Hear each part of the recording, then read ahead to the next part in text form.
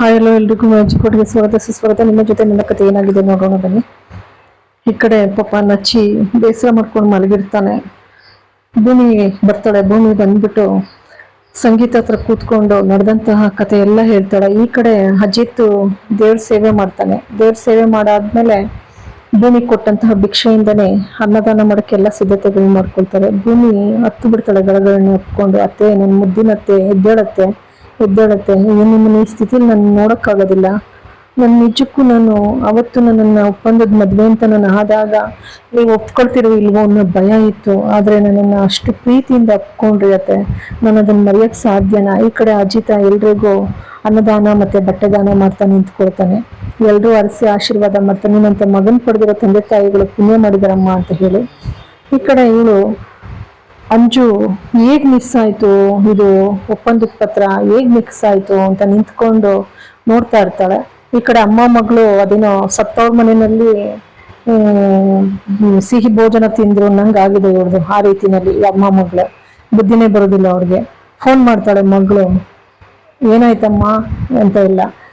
ಈ ಕಡೆ ದೇವಿಯಾನಿ ಸರಿ ಬಂದ ಮೇಲೆ ಹೇಳ್ತೀನಿ, ಎಲ್ಲ ಆಗ್ತಾ ಇದೆ ಸರಿಯಾಗಿ ಅಂತ ಹೇಳ್ತಾಳೆ. ಭೂಮಿ ಗುಳಗುಳಗಳನ್ನು ಅಳ್ತಾಳೆ.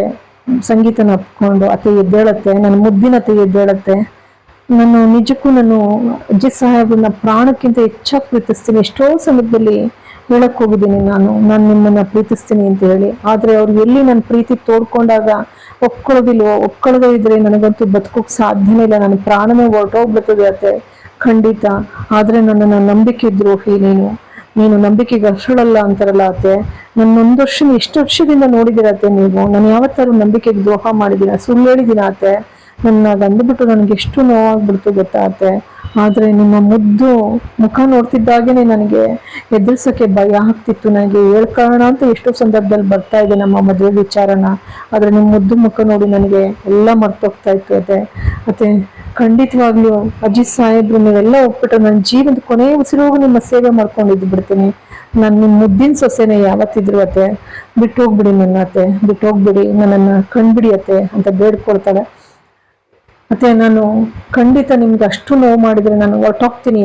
ಈ ಜೀವನದಿಂದಲೇ ಭೂಮಿಯಿಂದಲೇ ಹೋಗ್ಬೇಕು ಅಂತ ನಿರ್ಧರಿಸಿದ್ದೆ. ನಾನು ಹೊರಟೋಗ್ತೀನಿ ಅತ್ತೆ, ಬರ್ತೀನಿ ಅಂತ ಹೇಳಿ ಹೊರಡ್ತಾಳೆ. ಅಷ್ಟೇ ಬಿಗ್ಗಿಯಾಗಿ ಕೈ ಇಟ್ಕೊಬಿಡ್ತಾಳೆ ಭೂಮಿ ಕೈನ. ಸಂಗೀತ ಕುಕ್ಕೊಳ್ತಾಳೆ, ಡಾಕ್ಟ್ರೆ ಅಂತ ಹೇಳಿ.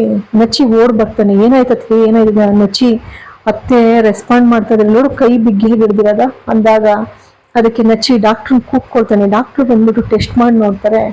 ಟೆಸ್ಟ್ ಮಾಡಿ ನೋಡಿದ್ರೆ ಅವರು ರಿಯಲಿ ಮಿರಾಕಲ್, ಇದು ಮೆಡಿಕಲಲ್ಲೇ ಮಿರಾಕಲ್ ಆಗಿದೆ, ಅದ್ಭುತ, ಕೋಮಾದಿಂದ ಹೊರ ಬರ್ತಾ ಇದ್ದಾರೆ ನಿಮ್ಮಮ್ಮ ಅಂತ ಹೇಳ್ತಾರೆ.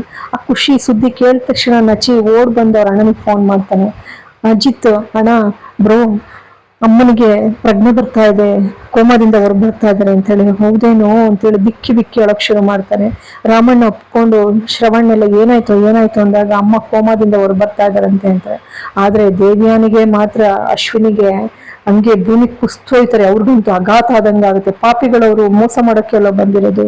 ಹಾಗಾಗಿ ಅವಳ ಅಂಜುನು ಅಷ್ಟೇ, ಅವಳು ಅಂದಿದ್ಲು, ಅವಳು ಏನಾದ್ರೂ ಆಗ್ಲಿ ಮದ್ವೆ ಆದ್ಮೇಲೆ ಹೋಗ್ಬಿಡ್ಲಿ ಬೇಕಾದ್ರೆ ಅನ್ನೋ ರೀತಿನಲ್ಲೇ ಇದ್ಲು. ಎಲ್ಲ ಖುಷಿಯಾಗಿ ಅದಕ್ಕೆ ನಚ್ಚಿ ಹೇಳ್ತಾನೆ, ಹೊರಟು ಬಾ ಬೇಗ, ಇದಕ್ಕೆಲ್ಲ ಕಾರಣ ಅತ್ತಿಗೆನೂ ಕೂಡ ಇದ್ದಾರೆ, ಇದಕ್ಕೆಲ್ಲ ಕಾರಣ ಅತ್ತಿಗೆನೆ. ಅತ್ತಿಗೆ ಯಾವಾಗ ಬಂದು ಮಾತಾಡ್ಸಕ್ ಶುರು ಮಾಡಿದ್ರು ಆಗ್ಲೇ ಅಮ್ಮನಿಗೆ ಪ್ರಜ್ಞೆ ಬಂದಿದ್ದು ಅಂತ ಹೇಳಿ ಅಜಿತ್ ಹಂಗೆ ಶಾಕ್ ಆಗುತ್ತೆ. ಹೊಡ್ಬರ್ತಾರೆ. ಎಲ್ಲ ಹೊಡ್ಬಂದು ಆಸ್ಪತ್ರೆಯಲ್ಲಿ ಎಲ್ಲ ನೋಡಕ್ ನಿಂತ್ಕೊಳ್ಬೇಕು. ಅಷ್ಟರಲ್ಲಿ ಗುರುಗಳು ಕೂಡ ಒಳ್ಳೇದಾಗೋ ಕಾಲ ಬಂದ್ರೆ ಹಾಗೇನಪ್ಪ, ದೇವ್ರು ಒಳ್ಳೇದ್ ಮಾಡ್ತಾ ಇದ್ದಾನೆ, ಪ್ರಾಣಾಪಾಯದಿಂದ ಹೊರ ಬಂದಿದ್ದಾಳೆ, ಹೋಯ್ತಿದ್ ಜೀವ ಮರಳು ಬಂದಿದೆ, ಇನ್ನೇನು ತೊಂದರೆ ಇಲ್ಲ, ಸಂಗೀತಕ್ಕೆ ಹೋಗಿ ನೋಡ್ಕೊಂಡ್ ಬಂದಿದ್ರೆ ಎಲ್ಲ ಬಂದು ನೋಡ್ತಾರೆ. ಶ್ರವಣ್ ಇದ್ದವರು ಭೂಮಿಯಿಂದ ಇಷ್ಟು ಪವಾಡ ಆಯ್ತಲ್ಲ, ನಮ್ಮ ಅಕ್ಕಂಗೆ ಮರಳಿ ಜೀವ ಬರ್ತಲ್ಲ ಅಂತ ಖುಷಿ ಪಡ್ತಾರೆ. ಭೂಮಿನ ಕೈಯಿಂದ ಕಿತ್ಕೊಳಕ್ ಪ್ರಯತ್ನ ಪಡ್ತಾನೆ ಅಜಿತ್ತು. ಆದ್ರೆ ಸಂಗೀತ ಬಿಟ್ಕೊಡೋದಿಲ್ಲ, ಬಿಗ್ಗಿಯಾಗಿ ಇಟ್ಕೊಳ್ತಾಳೆ ಭೂಮಿ ಕೈಯನ್ನ. ಆಶ್ಚರ್ಯ ಆಗುತ್ತೆ ಅಜಿತ್. ಜೊತೆಗೆ ಅವನ ಕೈಯನ್ನು ಸೇರಿಸಿ ಬಿಗ್ಗಿಯಾಗಿ ಹಿಡಿದ್ಬಿಡ್ತಾಳೆ. ಇಲ್ಲಿಗೆ ಸಂಚಿಕೆ ಮುಕ್ತಾಯವಾಗ್ತದೆ. ಎಲ್ಲರಿಗೂ ಕೂಡ ಅನಂತ ಧನ್ಯವಾದಗಳು.